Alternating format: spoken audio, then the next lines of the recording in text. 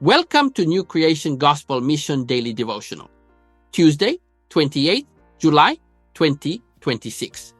Topic: Vengeance is of the Lord. Hymn 318. More about Jesus would I know. Memory. Verse: The Lord therefore be judge, and judge between me and thee, and see, and please my cause, and deliver me out of thine hand. 1 Samuel 24:15. Bible reading.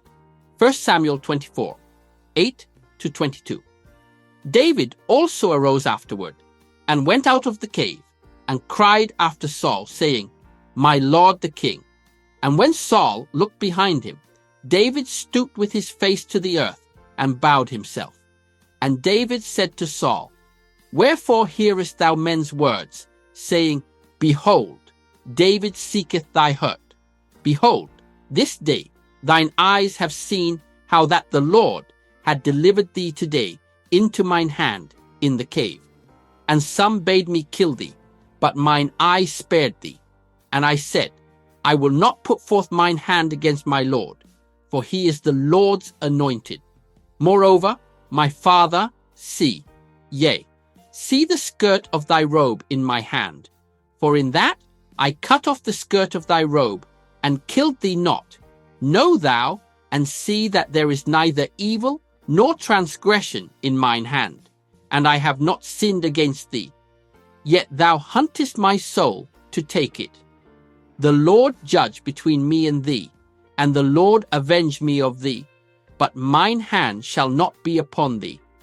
As saith the proverb of the ancients, wickedness proceedeth from the wicked, but mine hand shall not be upon thee. After whom is the King of Israel come out? After whom dost thou pursue? After a dead dog, after a flea. The Lord therefore be judge, and judge between me and thee, and see, and plead my cause, and deliver me out of thine hand. And it came to pass, when David had made an end of speaking these words unto Saul, that Saul said, Is this thy voice, my son David? And Saul lifted up his voice and wept. And he said to David, Thou art more righteous than I, for thou hast rewarded me good, whereas I have rewarded thee evil. And thou hast showed this day how that thou hast dealt well with me. For as much as when the Lord had delivered me into thine hand, thou killedst me not. For if a man find his enemy, will he let him go well away? Wherefore the Lord reward thee good, for that thou hast done unto me this day. And now, behold, I know well that thou shalt surely be king, and that the kingdom of Israel shall be established in thine hand. Swear now therefore unto me by the Lord, that thou wilt not cut off my seed after me, and that thou wilt not destroy my name out of my father's house. And David sware unto Saul. And Saul went home, but David and his men gat them up unto the hold. Message. The Lord laid emphasis through the mouth of Paul the Apostle in Romans 12:19 that vengeance belongs to him.